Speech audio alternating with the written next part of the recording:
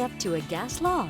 Right now, get next day installation and up to 70% off gas logs and fireplaces. Visit our luxury showroom with over 100 lot displays. Home Living Fireplaces. This is a story of the American dream. It starts here, in a middle-class neighborhood with a middle-class kid named Mike. When his father died, his mother went to work and became the breadwinner. She instilled in Mike a belief in hard work and a drive to build a better life. So he started a company from scratch with an idea and endless hours. Today, that makes him the only Democrat in the race who's created 20,000 jobs. He's the only Democrat who's run the largest and most diverse city in America, rebuilding after 9/11, creating over 450,000 jobs and expanding healthcare coverage to 700,000 people. The only Democrat who's built a grassroots movement to combat gun violence, and he's a leader combating climate change. The only Democrat who's never taken a penny from special interests. Now Mike is running to deliver on the American dream for everyone with common sense solutions and the ability to get it done. Because Mike Bloomberg is the only Democrat who can take on Trump,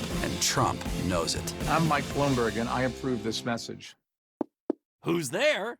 My Hanover solid mahogany bedroom set. Dresser, mirror, lift-top chest, queen bed with storage, and nightstand. Only $16.99. Did I mention it's 100% solid mahogany? I know, I just like doing that. Big Boss Discount! The cherry blossoms are a staple for spring here in D.C., and this week we are learning what impact the mild winter could have on that tradition. Eileen Whalen is at the Tidal Basin checking in on their status. Well, I don't know about you, but I absolutely love cherry blossom time here in Washington, D.C. And late February, early March, we start talking about it. And the festival, not too far away. In fact, the Cherry Blossom Festival starts on March 20th. But before that, we're going to get kind of a sneak peek on when that peak bloom will be. National Park Service Mike Litterist is here to tell us what we can expect. I mean, based on such a mild winter, do you think it's going to be earlier than average?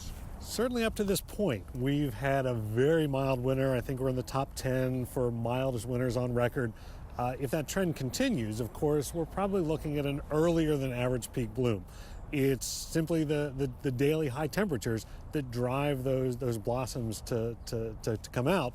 So if we continue on this path, the average peak bloom date is April 3rd. We're probably looking at something a little bit earlier than that. But if the temperatures dip again, or if we get a prolonged average or colder than average snap, that could delay things right back to an average date or even beyond. Yeah, it really does make it very interesting. So I'm sure all of you want to kind of follow along, and you guys update daily on your Bloom Watch pages online and on social media, right? We'll make the projection for when peak bloom will occur on March 4th. Okay. Big news conference that we do with National Cherry Blossom Festival. And then follow along on Twitter at National Mall NPS is where we'll post the updates as we move through the bloom cycle, and the website nps.gov/cherry is also where we'll post the updates. Fantastic. And put April 4th on your calendar. That is the Cherry Blossom Parade, and ABC7 News is proud partner and sponsor of the parade and the festival. So we can't wait. We'll continue to be your Cherry Blossom station all spring long. Back inside to you.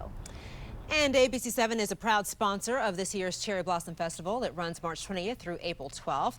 It includes the Kite Festival on March 28th, then the National Cherry Blossom Festival Parade on August 4th.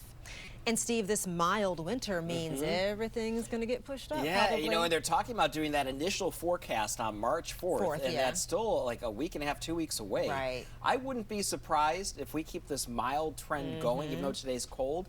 They might have to push that up because it's going to be really interesting to see how things shake out this year for the blossoms. And puffy white, that's of course the peak, but they pop out well before then. So I know. Spring is coming. Speaking of it being cold right now, we keep getting these snaps of cold, and then it's back to mild. And back to mild, and we'll have another one of these cold snaps next week. Not going to last terribly long. Here's what it looks like over toward Roslyn and the Lincoln. Lots of sunshine out there. Same for Dulles International Airport if you're flying in or have friends or family flying out. And then from atop the Watergate Hotel, looking good as we look toward the Air Force Memorial way out in the background. 33 degrees right now. Brr, it's cold at Reagan National Airport. We're below freezing including Hagerstown, Winchester, and Luray. And we are going to see our temperatures bounce a little bit more as we head through the remainder of the afternoon. Now, winds are around 10 to 15 miles per hour, not quite as brisk just to the south and west of us, but those feels-like temperatures are only in the 20s, and it's only going to feel like, what, 30, 32 degrees